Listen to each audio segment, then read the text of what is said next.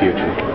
Well, I think about running for president. I'll make a decision in April, and I'm serious when I say that. I haven't made a decision, but I'm trying to test the waters, and I haven't been around a long time. I understand what it means to your family, to your job, and so we'll see. But I'll decide in April.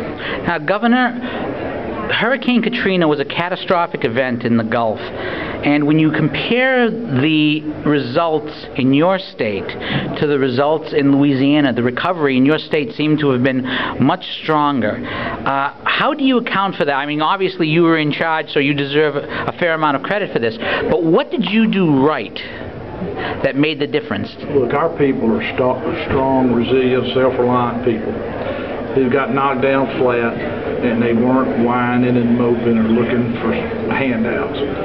They got up, hitched up their britches, and went to work. Now, they were blessed that volunteers, corporations, our sister states, even the federal government were tremendously generous to us. But our people wanted to get home to their communities and rebuild them. So we got the schools open in 6 weeks.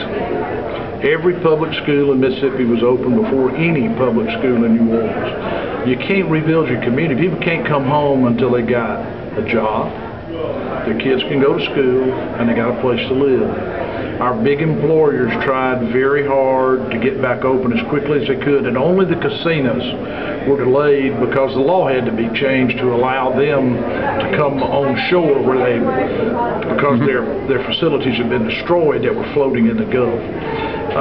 But the biggest thing is that our people wanted to be back on the coast.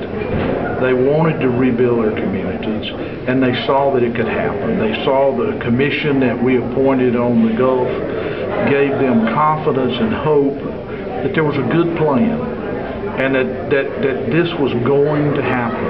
And if they would stick with it, the coast would come back bigger and better than ever. And that's why the Mississippi Gulf Coast has come back bigger and better than ever. Well, of course, one of the big questions about your possible run for presidency, everyone keeps saying, how can a white Southern man beat the first black president? What is your response to that? This election will be about policy. The election in 2010 was about policy, and the American people rendered the most massive repudiation of President Obama's policy of any president in American history. And it wasn't just Republicans, it wasn't just conservatives.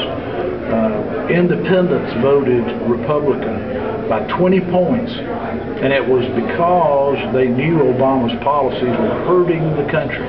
At a time when economic growth and job creation was the most important thing, they're out there talking about raising taxes, concocting a government-run health care scheme.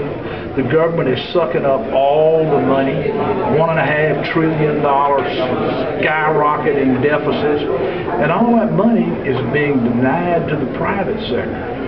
So you name a policy, and almost every policy, especially energy policy, was anti-job creation. Agreed. They spent $1 trillion on a stimulus package that just stimulated more government. Indeed they did, especially unions.